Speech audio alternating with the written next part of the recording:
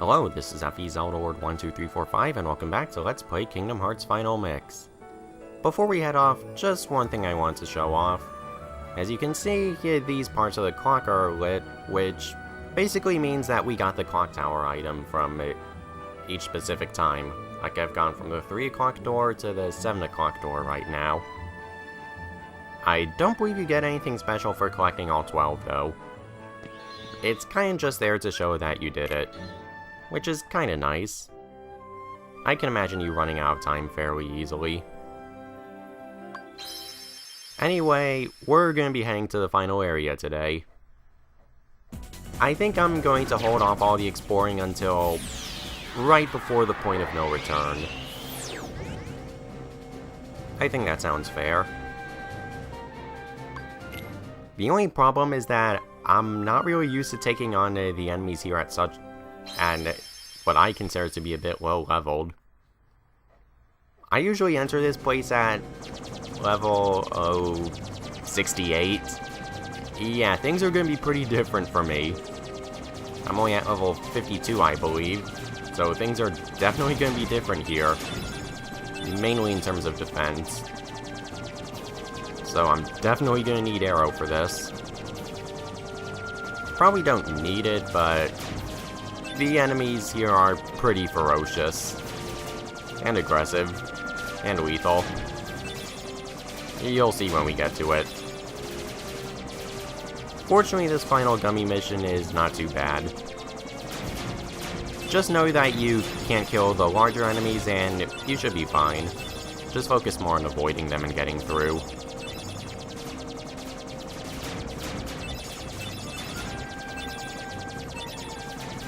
Let's see. Yep, there's a big wave of Heartless here. Just keep on moving in a slow circle and they shouldn't hit you. Yep, that was easy. Okay, I think I'm gonna break here so that way I can get through. I was worried I would charge straight into one of them.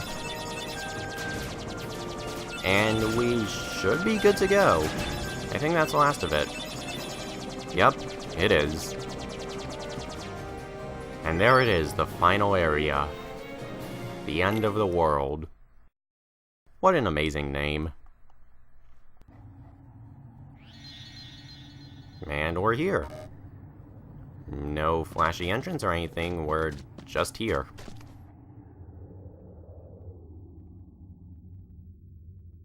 Well, let's see what they have to say about it.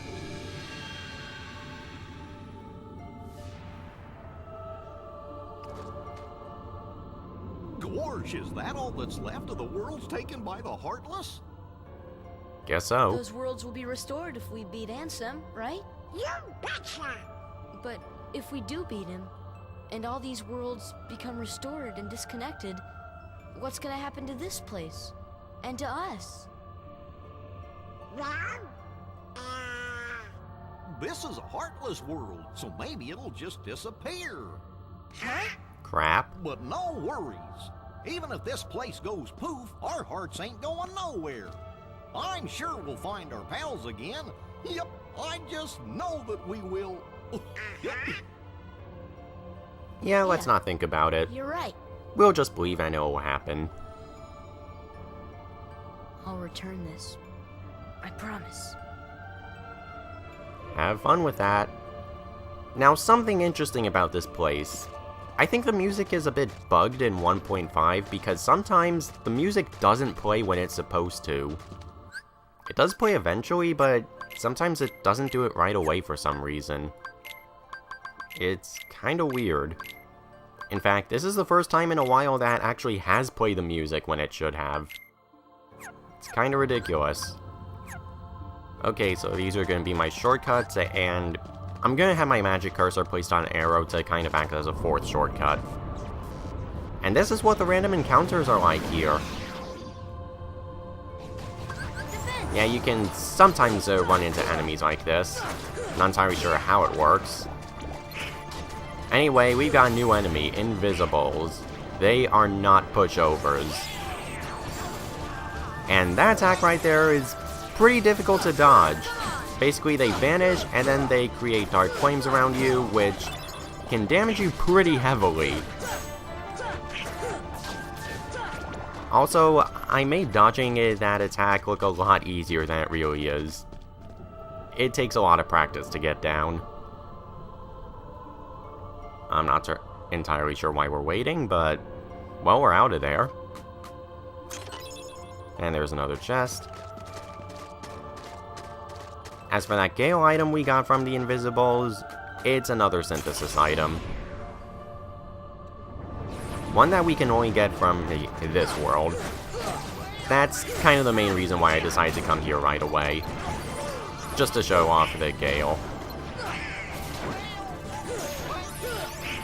Let's use Ragnarok here.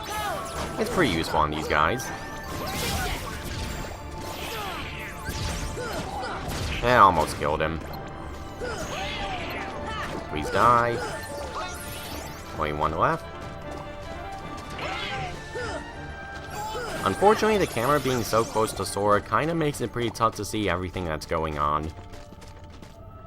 It's not too bad, but don't be surprised if you get blindsided. And we get a pretty stone. We haven't gotten one of those since the beginning of the game. And they're just suddenly throwing it to us. I don't really get why, but okay. We get a decent amount of money from it. Now, before I open up this particular chest, I want to take off Ragnarok and put Ars Arcanum back on. Just for this one fight.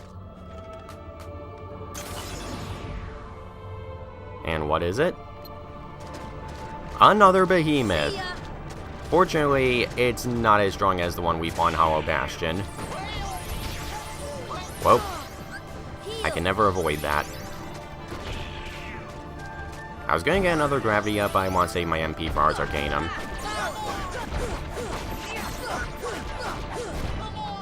There we go. Hit him, Sora.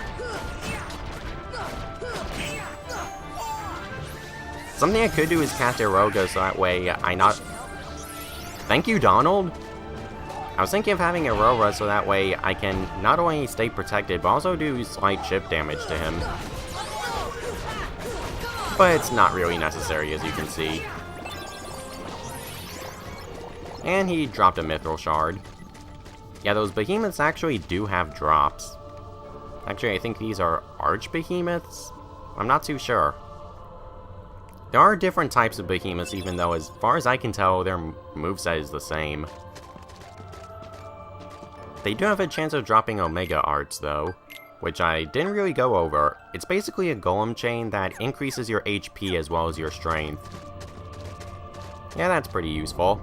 And I forgot to put Ragnarok back on. I'll live.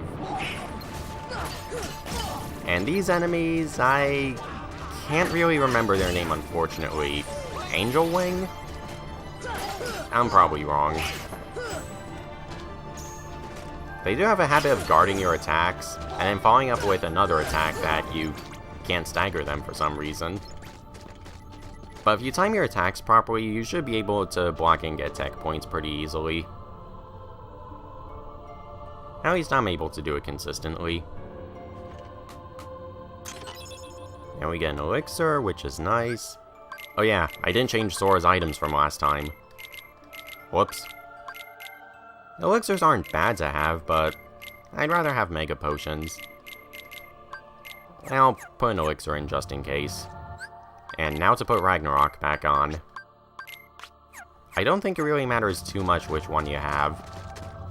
I just like using Ragnarok more. Speaking of things to like, I really like this area. Even though we don't really learn too much about it other than this is the world of the Heartless, or what remained of the worlds that were taken by the Heartless. It has such a unique atmosphere that I always enjoy. And I'll use Ragnarok. And miss all but the last of my hits. I really should be using Arrow here, because as you can see, these guys can two-shot me. Thank you, Donald.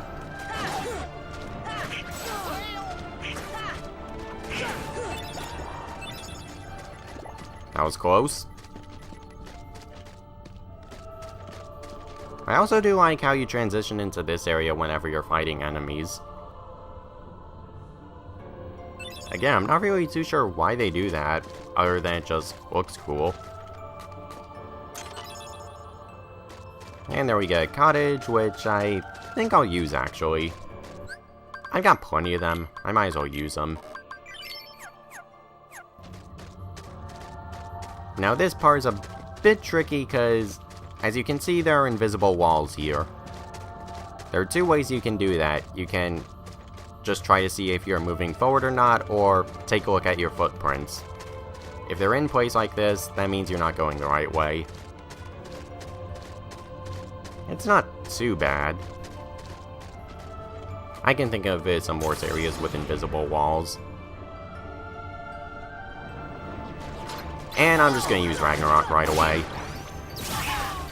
Almost killed him. And we have shadows here in the final area. Not sure why they're putting the weakest enemy in the game here, but okay.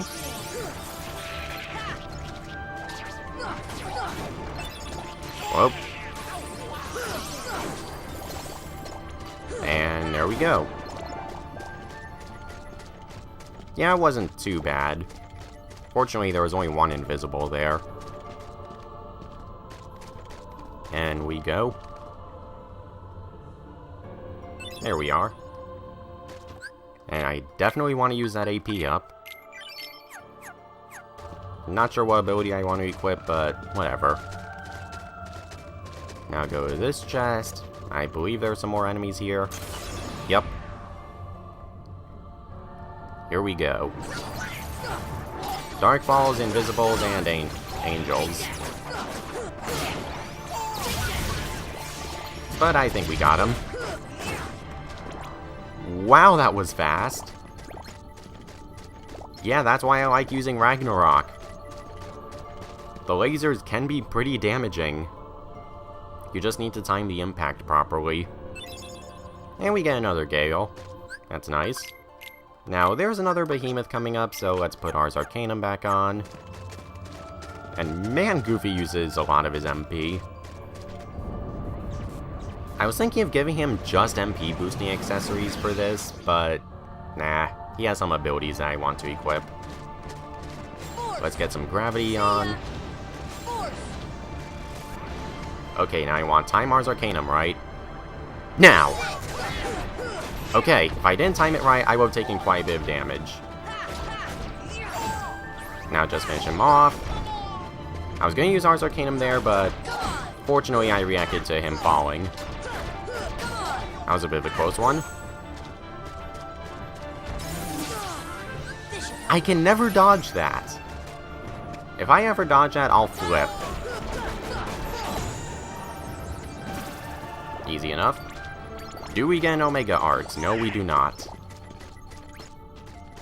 It's not too big of a deal. Would have been really nice if I could have gotten 2 Omega Arts here. But the Golem Chains are fine enough. We can synthesize better strength boosting equipment anyway. Eventually.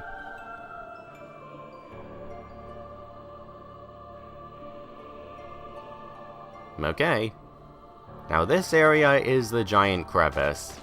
I love this place. I'm sure a lot of people hate it, but I love exploring this area. There are 5 chests here, and they're all pretty well hidden. Here's a dark matter. And let's see. I don't believe I'm missing anything up there. Yeah, this place is really, really big. Gotta take care of some more enemies. I believe the enemies that appear in this specific area is completely random. Because sometimes I can find those angel enemies. And as you can see, they didn't appear here. Another Gale! I'm getting pretty lucky with those.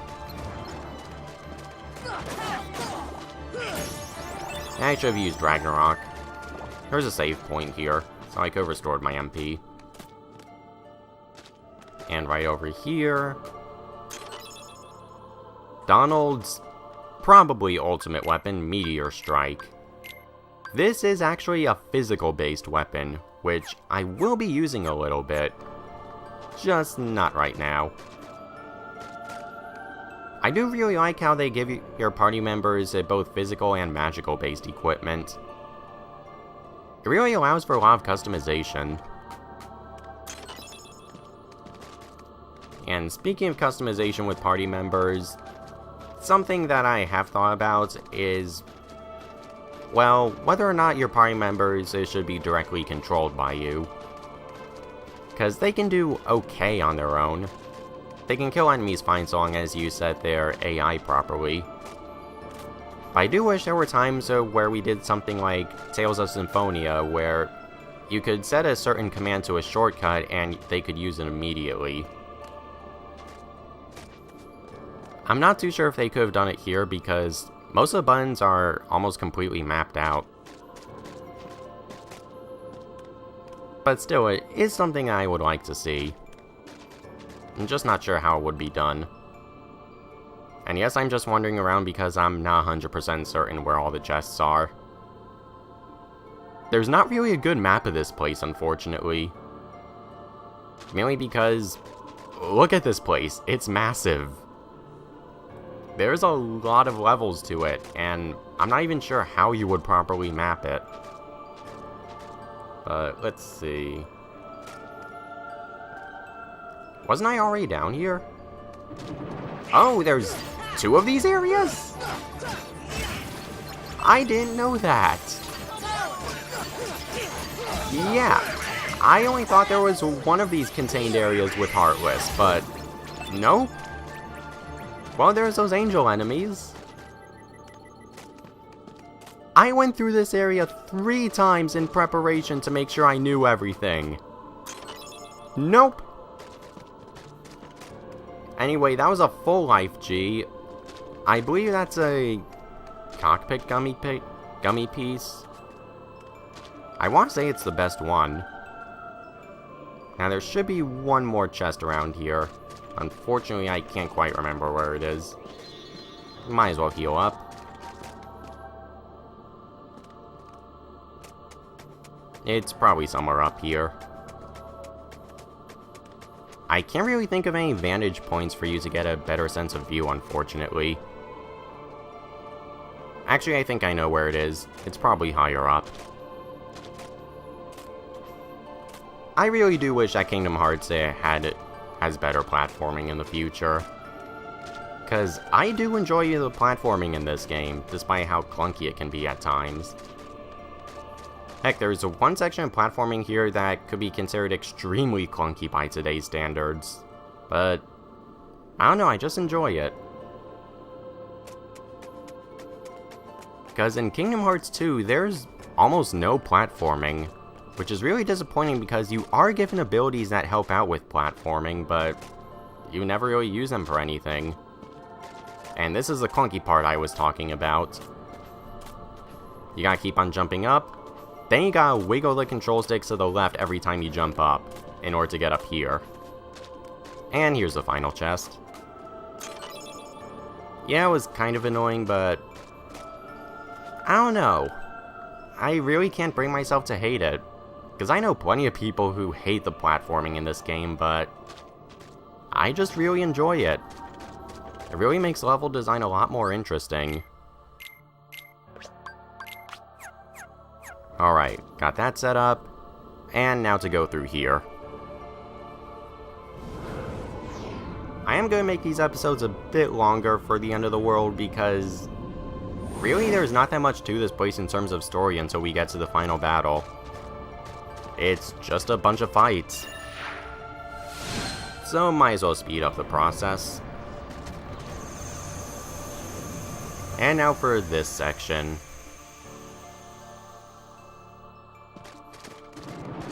Yep, this is basically Flashback Central. We're going to be fighting a bunch of enemies in all the worlds we've been in. It's a nice way to reflect on everything. And you die. Oh yeah, that's something I didn't go over. After being the Phantom, I leveled up and got that ability, Sliding Dash. It's a pretty cool ability. And let's kill you because you didn't get stopped. But yeah, sliding dash, it closes in the distance on a faraway enemy. It's nice. Nothing too big, but it's still nice.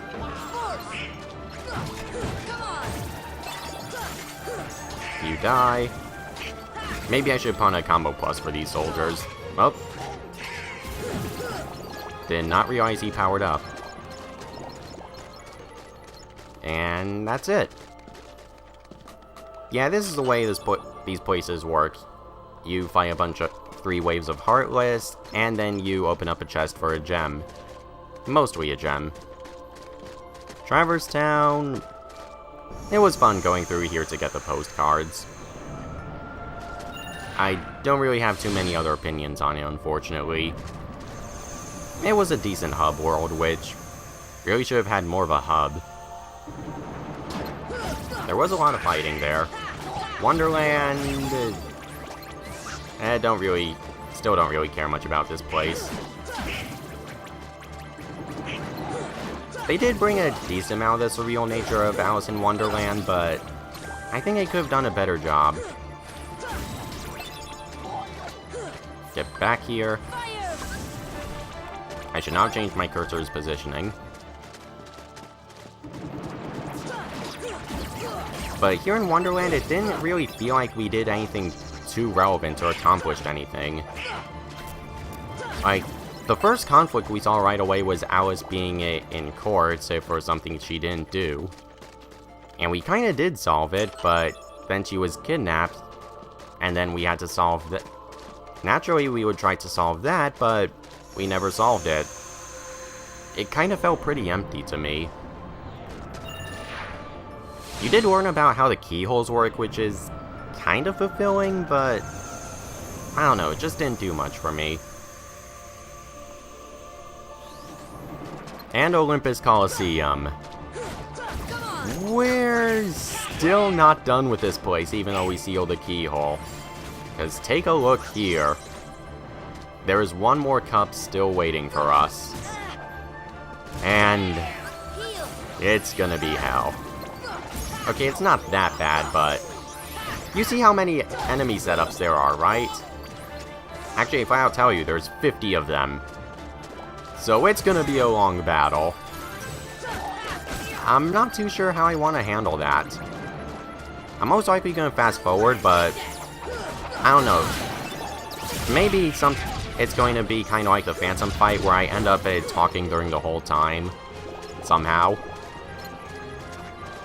But we'll see. Speaking of which, I'm actually extremely proud that I was able to talk during the Phantom fight as long as I did. It just really makes me confident in my knowledge about video games. Mainly due to the amount of research I put into it. Even though I get crap for views, this is just still a lot of fun for me to do. I'll admit, I do feel like my hard work should get appreciated a bit more, but I don't mind too much. It would be a little nice to have more people see this, but I can live with what I have right now. And there's a Frost Gem. I find that kinda ironic that this is the place with Hades, yet we got a Frost Gem. And speaking of Hades, we haven't seen him at all ever since our first visit to Olympus Coliseum. And now he's suddenly making an appearance at the end game, in a side quest. I don't really know how to feel about that.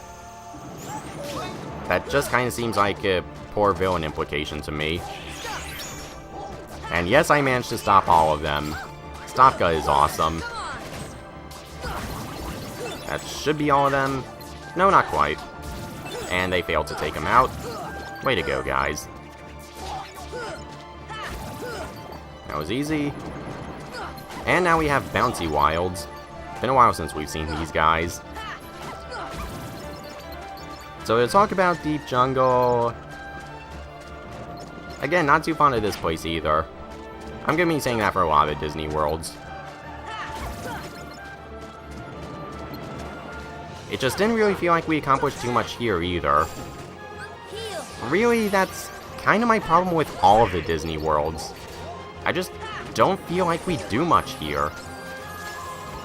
We're just given one objective, we complete it, and then we just leave, and we never come back here. It kind of reminds me of towns in old school JRPGs.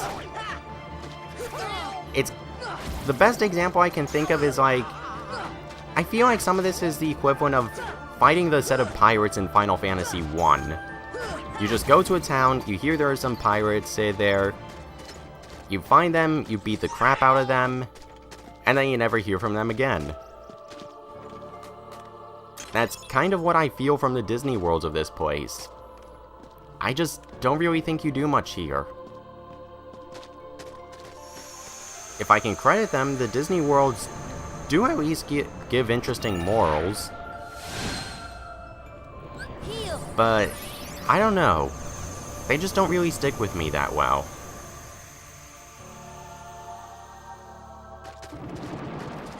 As for Aladdin's world, I like this place. And I really like what they did here. They brought back the room in which we fought the pot centipede, where the entire street of Agrabah is connected. I do like how they brought this back. Although now I think about this in comparison to Kingdom Hearts 2's version of the Agrabah, it does make me realize just how short the rooms were. Aside from the giant crevice we just went through. Hopefully Kingdom Hearts 3 will make them a lot bigger. I've heard some say that they want the rooms to be pretty much endless, like, it's not connected rooms, but the entire world is just one giant room. I'm not sure if we'll see that, considering that this is how the series has been structured, but hey, you never know. I'm sure the PS4 can do a lot of interesting things. Anyway, the chest here in Agrabah is kind of hidden.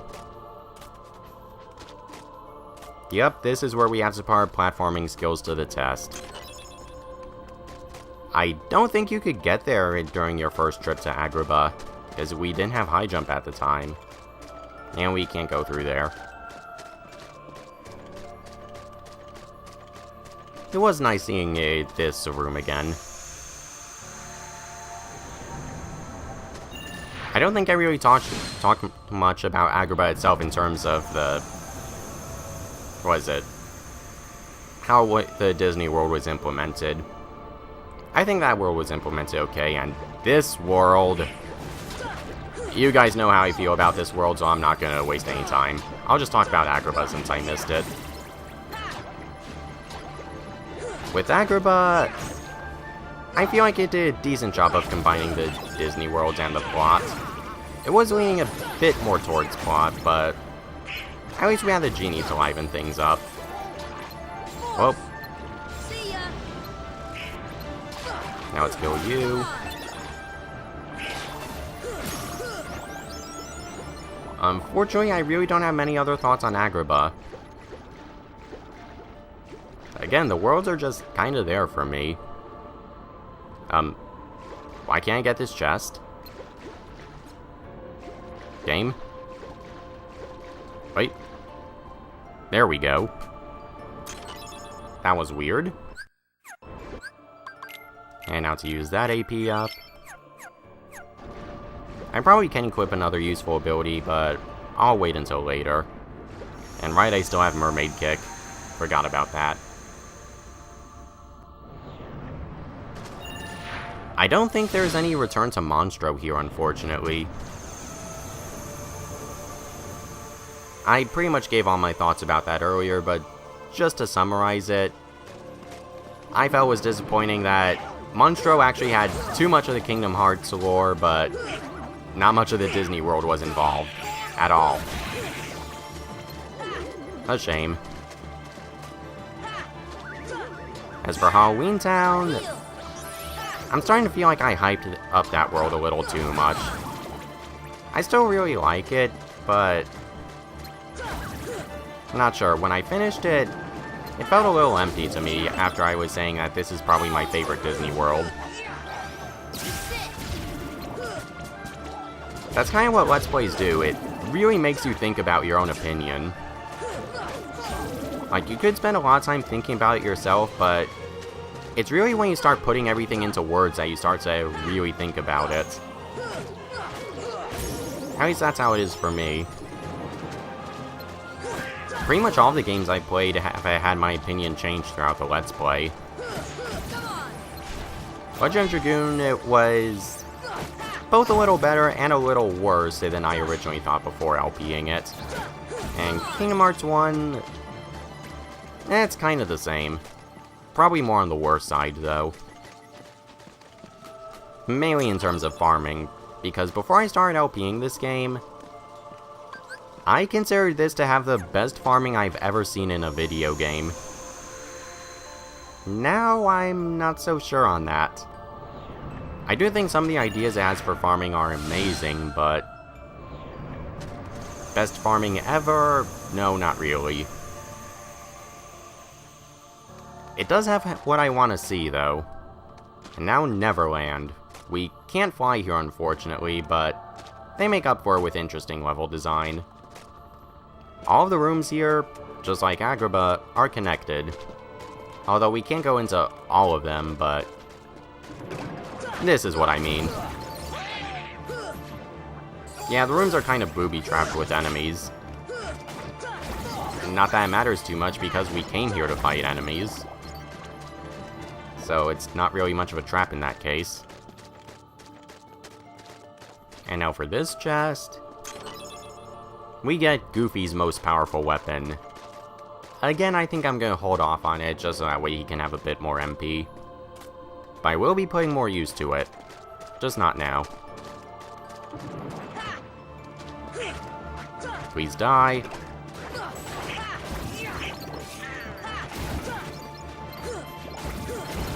There we go.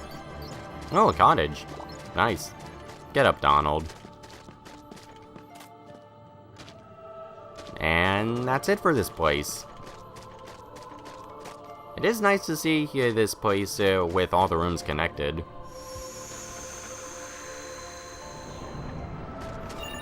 And now for this. Yeah, there's a red flame and a green flame. But let's go with the green flame first. There are no enemies here. It's just a resting point. With a Mega Elixir. That's always nice. And I think I'm gonna end things off here, because we've been fighting for a while. So next time on Kingdom Hearts Final Mix, we're gonna get to the end of the world, and hopefully we'll find Ansem. Or maybe something a little more devilish. See you next time.